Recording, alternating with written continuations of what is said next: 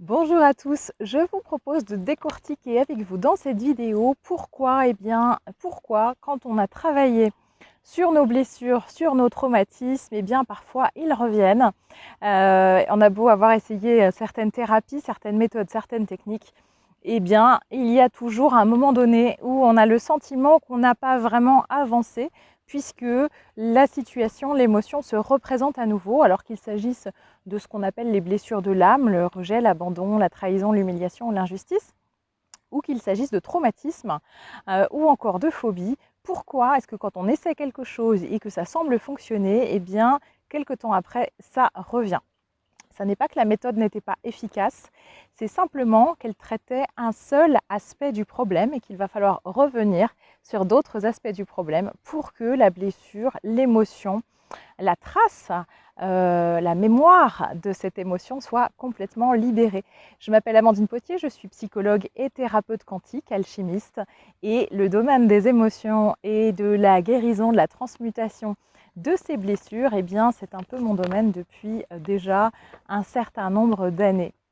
Alors pourquoi ça ne fonctionne pas? Comme je vous le disais, alors ça peut fonctionner, ça peut fonctionner un temps et c'est d'une grande aide, c'est d'une aide précieuse, mais il s'avère que bien souvent, ça revient. Pourquoi ça revient? Parce qu'on n'a regardé qu'un seul aspect du problème. On n'a pas tenu compte d'une globalité. Et si je me permets de vous faire cette vidéo aujourd'hui, c'est parce que ça soit d'un point de vue personnel ou d'un point de vue professionnel, j'ai longtemps cherché les outils, les méthodes, les techniques qui pouvaient aider à la guérison de ces blessures, déjà à titre personnel, et puis ensuite pour pouvoir accompagner les personnes qui sollicitent des consultations auprès de moi. Alors, ce dont je me suis rendu compte, c'est que on a tendance à traiter un aspect du problème. Alors par exemple, on va traiter uniquement le plan émotionnel. Ou alors on va passer par des techniques ou des méthodes qui vont traiter uniquement le corps, la sensation au niveau du corps ou la mémoire du corps. Ou alors on va aller chercher dans le karma. Ou alors on va aller chercher dans la lignée familiale. À chaque fois, on cible quelque chose de juste et effectivement, on vient dépolluer, on vient enlever une couche, mais on ne va pas jusqu'au bout de cette vue d'ensemble, c'est-à-dire que on fait un petit peu finalement comme la médecine traditionnelle classique, c'est-à-dire qu'on vient saucissonner un problème et on va mettre le focus sur un aspect, un seul aspect qui en réalité est une globalité. Et si on ne tient pas en compte la globalité de chacun de ces aspects, effectivement, l'émotion, la difficulté revient. Alors, je vous propose de vous donner les 5 points clés que j'ai identifiés moi, les 5 aspects qui permettent de rejoindre cet aspect global, de pouvoir libérer libérer la mémoire cellulaire dans chacun des aspects que je vais vous citer. Ce qu'il faut comprendre déjà, c'est que notre âme, quand on vient s'incarner dans notre corps physique, le bébé à la naissance n'est pas vierge de mémoire. Donc la première chose dont il est important de prendre conscience, c'est qu'un bébé n'arrive pas neutre en termes de blessures, en termes d'émotions. Donc le premier aspect qu'il va falloir traiter, ça va être ce qu'on appelle les mémoires intra-utérines. Pourquoi? Parce que ce sont celles qui font la jonction entre les choix d'incarnation de l'âme, c'est-à-dire que l'âme, quand elle choisit de revenir sur Terre, elle va elle va choisir un plan de parcours, et en fonction des incarnations précédentes, elle va dire par exemple, moi, je veux travailler ma blessure de rejet parce que dans un certain nombre d'incarnations, j'ai été rejetée, dans d'autres incarnations, j'ai rejeté et je voudrais équilibrer ces aspects-là de moi. Donc, je vais choisir un parcours de vie où je vais commencer par vivre du rejet, que ce soit à l'école, que ce soit dans le milieu familial, dans le milieu professionnel. Et donc, le fœtus dans le ventre de la mère est déjà porteur de ces mémoires-là. Il est prêt, en quelque sorte, à les réactiver. Il est cette paroi fine, cette paroi sensible entre le monde de l'invisible, le monde de l'âme et le monde de la matière sur le plan d'incarnation, c'est-à-dire qu'il va aussi sentir, ressentir, pressentir son environnement, ses parents, son milieu familial, son milieu environnemental. Et déjà là, en substrat, il peut y avoir quelques réminiscences de ces blessures qui n'attendent qu'une chose, c'est d'être réactivées. Pourquoi réactivées? Bien parce que ça fait partie de son choix de parcours d'âme. Donc le premier aspect dont il faut tenir compte, à mon sens, c'est le plan des mémoires intra-utérines. Il y a une deuxième clé de compréhension dont on ne peut pas faire l'économie ici sur Terre, c'est ce qu'on appelle l'enfant intérieur. L'enfant intérieur n'est pas qu'un concept psychologique ou un concept énergétique. Ce qu'il faut comprendre, c'est que sur les plans énergétiques, tous les plans se superposent, donc il n'y a jamais de début ou de fin. C'est comme un espèce de millefeuille énergétique.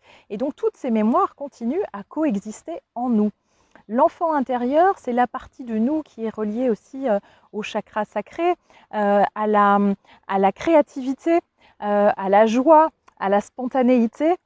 Ça, c'est la partie lumière de l'enfant intérieur. La partie ombre de l'enfant intérieur, eh bien, ça va être tout ce qui a trait aux blessures.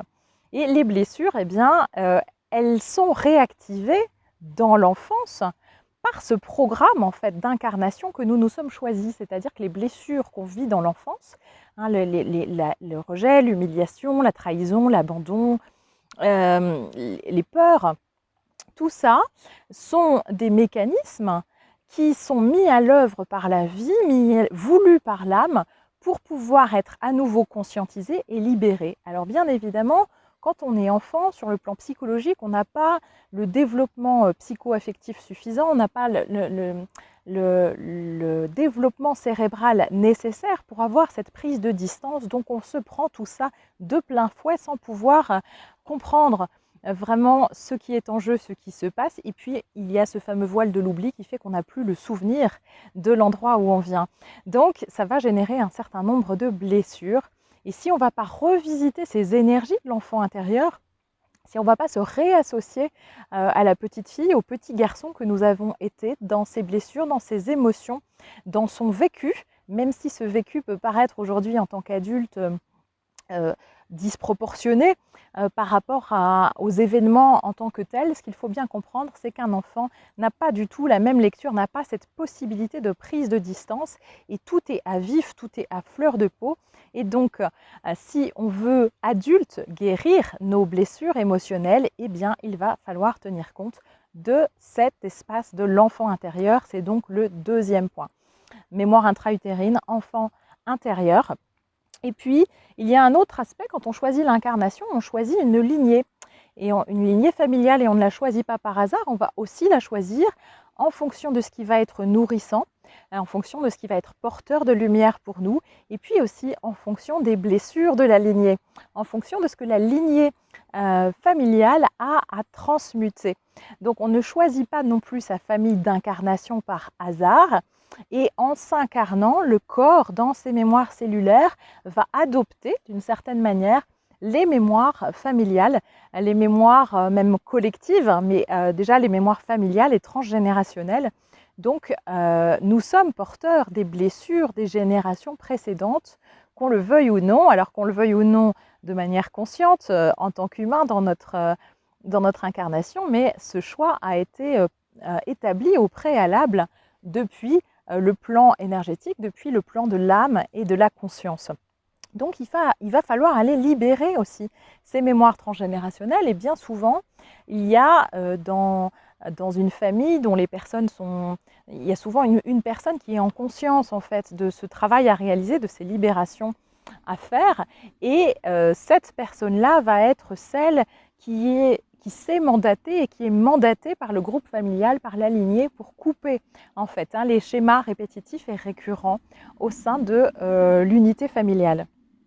Ça, c'est le troisième plan. Donc, les mémoires intra-utérines, les mémoires de l'enfant intérieur, les mémoires transgénérationnelles. Et nous arrivons à la quatrième clé. Il va falloir tenir compte également des mémoires karmiques. Qu'est-ce qu'on appelle mémoire karmique? Eh bien, notre âme n'a pas eu qu'une seule vie. Il y a cette roue d'incarnation où notre âme fait le choix d'expérimenter en conscience toutes les facettes d'une réalité, à chaque extrémité d'ailleurs de cette réalité, pour expérimenter, pour s'expérimenter en tant qu'amour, pour s'expérimenter en tant que lumière. Et pour s'expérimenter en tant que lumière, eh bien, elle va passer aussi par des plans d'ombre, par des plans plus sombres, de manière à avoir l'intégralité de cette boule à façade que représente la vie. En tout cas, la vie ici sur Terre dans sa dimension de dualité. Donc, on n'arrive pas tout vierge non plus. Il y a ces mémoires karmiques, ces mémoires de vie antérieure qui sont engrammées dans nos mémoires cellulaires et dont nous sommes dépositaires, dont nous sommes porteurs. Et donc, il va falloir aller libérer, nettoyer ces mémoires karmiques, ces mémoires de vie antérieure sur le plan terrestre. Et puis, il y a un cinquième et dernier aspect, à mon sens. Donc, je vous rappelle, aspect numéro 1, les mémoires intra-utérines. Aspect numéro 2, l'enfant intérieur. Aspect numéro 3, les mémoires transgénérationnelles. Aspect numéro 4, les mémoires karmiques. Aspect numéro 5, les mémoires multidimensionnelles. C'est-à-dire que nous avons un plan d'incarnation ici sur Terre, mais notre énergie, notre essence, n'est pas conditionnée uniquement par l'espace ici de la Terre. Et il y a eu d'autres vies sur d'autres plans de conscience. Et alors qu'elles soient incarnées ou non, hein, quand on dit d'autres vies, ce n'est pas forcément des vies dans la matière, mais il y a des expériences, des expérimentations qui ont été faites dans d'autres systèmes temporels, dans d'autres espaces-temps. Et il va falloir aussi aller regarder de ce côté-là pour pouvoir libérer l'ensemble des blessures dont nous sommes porteurs. Alors, quand je dis libérer l'ensemble des blessures dont nous sommes porteurs, il faut comprendre aussi qu'on est sur ce plan d'incarnation terrestre qui est encore un espace de dualité. Et donc, en tant qu'espace de dualité, en tant qu'espace d'humanité aussi, en tout cas selon ces critères actuels, encore actuels, eh bien, on est composé d'émotions. Hein. Donc, quand on dit libérer les blessures, ça ne veut pas dire être exempt d'émotions et qu'il n'y ait plus jamais aucune forme d'émotion. Hein, ça, ce n'est pas possible. Nous sommes traversés d'émotions, c'est ce qui compose notre... c'est l'une des caractéristiques de notre humanité. Donc, il serait illusoire de vouloir se débarrasser des émotions. Hein. Ce sont nos systèmes d'alerte. Notre corps humain, notre psyché est composé de cette sorte-là. Et donc, ça ne veut pas dire ne plus jamais rien ressentir de négatif. Hein. Ça veut dire simplement pouvoir équilibrer les polarités en soi pour ne pas se laisser renverser ou déborder par l'émotion, pour que ce ne soit plus la blessure qui nous contrôle. Alors, évidemment, on n'a pas forcément toujours notion de nos vies antérieures, de nos vies multidimensionnelles, ni même encore de la sphère transgénérationnelle. On ne sait pas toujours ce qui s'est passé dans la famille. Hein, et on ne peut pas, aujourd'hui, les neurosciences, dans les mémoires cellulaires, montrent qu'on peut remonter jusqu'à 7 générations antérieures. On n'a pas toujours les informations nécessaires pour remonter autant de mémoires. En revanche, simplement le fait d'en avoir conscience et d'aller chercher cela en conscience dans l'énergie, dans la sphère énergétique. Il y a le soleil qui tourne et du coup, vous ne me voyez peut-être plus très bien. Est-ce que si je fais ça, c'est mieux? Pas vraiment. C'est pas grave, vous m'entendez, c'est l'essentiel. Donc, il ne s'agit pas forcément de savoir. C'est plutôt d'avoir conscience que ça existe, et de poser cette intention de venir libérer tous ces espaces-là de nous-mêmes.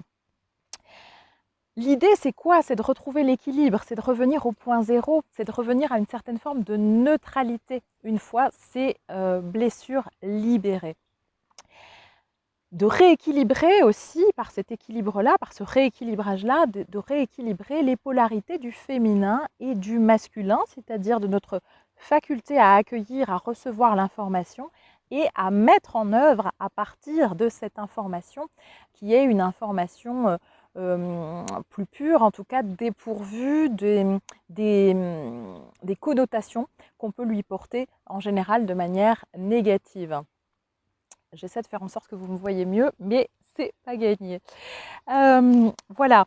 Donc, si ça vous intéresse d'aller plus loin, j'ai créé au niveau des blessures de l'âme, des packs de libération pour chacune des 5 blessures de l'âme. Je rappelle que sont l'abandon, le rejet, la trahison, l'humiliation, l'injustice.